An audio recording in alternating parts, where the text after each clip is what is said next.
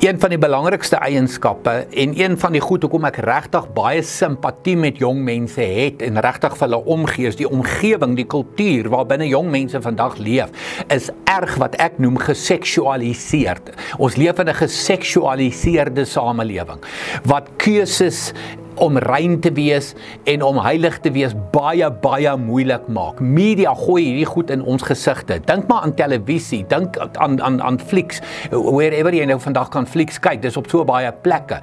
Daar is so min mooi, gesonde, gelukkige huwelike en so min reinheid en so min heiligheid.